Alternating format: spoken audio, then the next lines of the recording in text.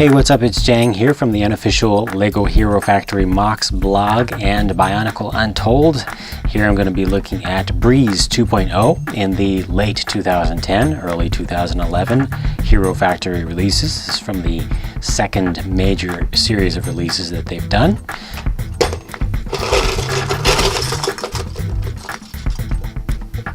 As always, I'm going to start off by looking at the instructions really quickly and just verifying this is an 18-page instruction set.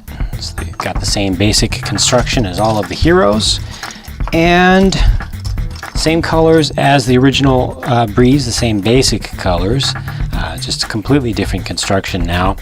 The new Hero Factory sets, all of them are using lots and lots of ball connectors and socket connectors like these guys here. There's quite a number of different ones available when you go from set to set, especially with the villains, and they are designed to use these new style of armor pieces which use a socket joint in them to clip directly on from the side. There's not a lot of motion in there, but you can clip on from any side, and you can also clip on to just a regular ball end. Get all kinds of motion out of it. So let me go ahead and dig into the build. Here's all the ball joint stuff put together, creating the same basic skeleton, general design that all of the heroes have in this series. Lots of flexibility, all kinds of motion that's available from the basic skeleton. Some of that motion starts to get hindered a little bit once you put on the armor, but it's not too bad. I'm just going to keep on snapping pieces onto this.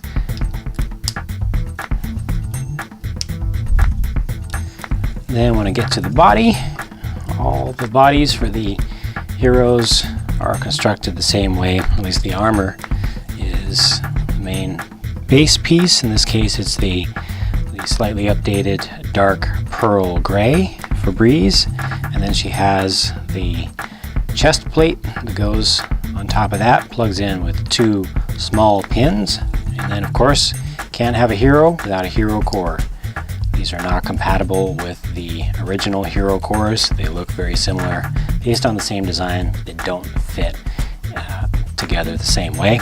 But all of this uses one of those little ball joint or little sockets, goes onto this connector right here in the skeleton, and then we move on to the head. So for the head, it's three pieces. You start with this right here.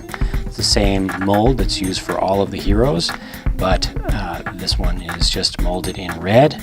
It has a ball joint on the bottom and two small pins in the top, which is going to take the accessory piece, which in the case of Breez is going to include an extra visor around the outside, a little bit of guards around the jaw in front here, and then you can call these antennae or just little winglets.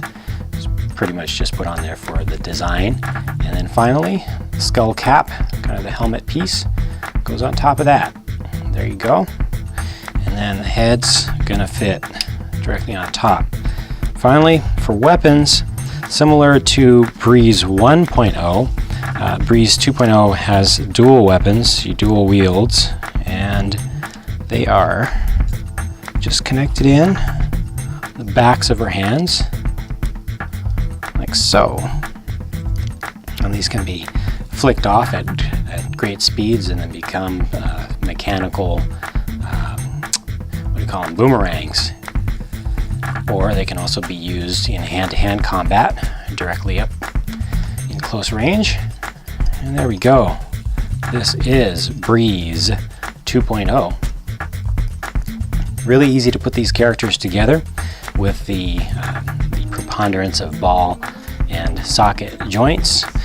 Looks really good, I think, especially from the front. A lot of solidness to it. It's got a fair amount of bulk. As always, tons of movement, tons of articulation. The right side, in this case, is a little bit more exposed than the left because of the asymmetrical armor. I think it looks okay though. She's supposed to be right-handed, and so kind of protects from the right-hand side against incoming attacks. And lots of motion available everywhere. Lots of movement. Amazing angles you can get out of these new joints. As you can see.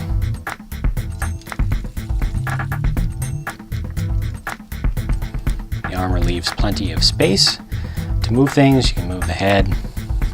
Almost move the head side to side, but this one is a little bit limited by those extensions. Has to kind of look up a little bit in order to look to the side, and then as with all of them, you've got a big space in here that kind of leaves the neck looking skinny. But as long as the head is kind of facing towards the front, works out pretty well.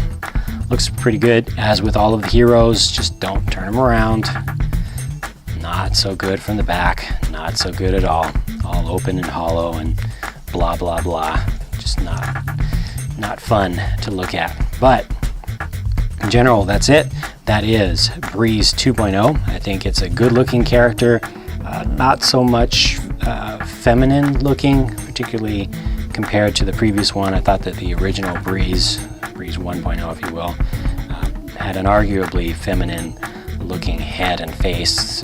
This one, I guess if you want to see it, you can see it, but you kind of have to use your imagination there.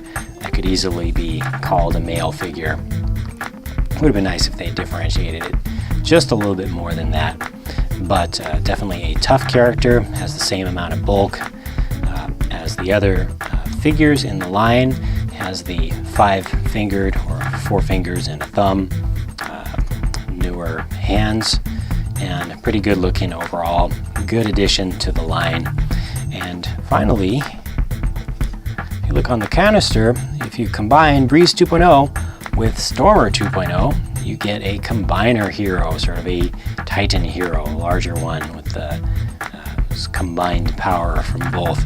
So I will be putting these two together in a later video, so be sure to watch for that. If you haven't subscribed to my YouTube channel yet, it's Lego JANG. That's the one that you want to subscribe to for all of the Lego related updates and reviews and mocks and such. And also check out my blogs. I'll talk to you again soon. Bye.